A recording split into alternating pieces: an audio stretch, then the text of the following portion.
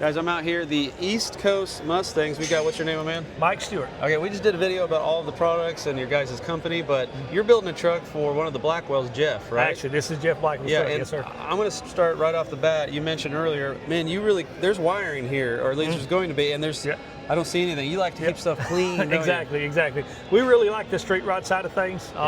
So pretty much everything we do is hid. I like to hide everything. So we have brackets, we have special grommets, we have special heater hose fittings through firewalls, just things we do to get everything unnecessary completely out of the engine bay. Completely. Very cool, very cool. So what of your products and what have you done to this truck?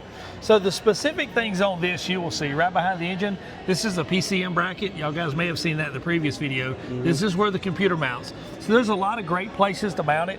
Guys mount it on the fender well or close to the front of the motor on the back. There's a lot of great options. For us, the best option is behind the engine. Number one question on that, does it get too hot? No. We've been running this bracket and these computers here for 3 to 4 years now with absolutely zero issues on that whatsoever. So very cool, very cool. Now it's going to have what you guys use, wiring harness, all of the modules, ECUs, things like that. You're wiring that up, but you've also done body and paint or just body? Like, what have you done on this truck aside from your wiring harness? So this is I would say factory paint, but we didn't paint the truck. But the firewall forward, the whole bottom, the door jambs have been done. We painted the dash, the interior. We've had to do 4 pans of stuff in this truck. Well, pretty much under the bottom, it's got a liner on it because we're going to drive this truck a lot, or Jeff is. But the engine bay is all fresh paint. The firewall's bodywork to paint. The door jambs are fresh. The doors are still at the shop, but they're fresh paint. But everything inside will be brand new and spectacular. What'd you do back here? So it's got a No Limit Engineering 4-link kit on the back. Every bit of this frame is, American Racing. That's a 12-inch wheel with a 3-inch backspace. That 9-inch rear is cut 9 inches, so 4.5 inches out of each side. Very cool. Now, what'd you say, 4-link? Is this one that you built, or? Well, actually, No Limit Engineering makes this kit. It's a bolt-on or weld-on kit. Yeah, you can grab from those guys. What coils did you go with? Viking double adjustable coils. Everyone likes some Vikings. Yeah, Viking makes good stuff. Good stuff. Very cool. Are you more of a 4-link guy, or you like 3-link, or? Kind of a 4-link guy. The 4-link stuff works really good on the trucks. Yeah, it really does. Cool. Yep. And here's a good example of your ECM and ECU type stuff. Like sure. So that board we had looked at earlier, how it's laying out on the table for display, this is what it looks like actually installed. So you can see all your modules mounted, how the wiring is tucked, and everything's nice and neat.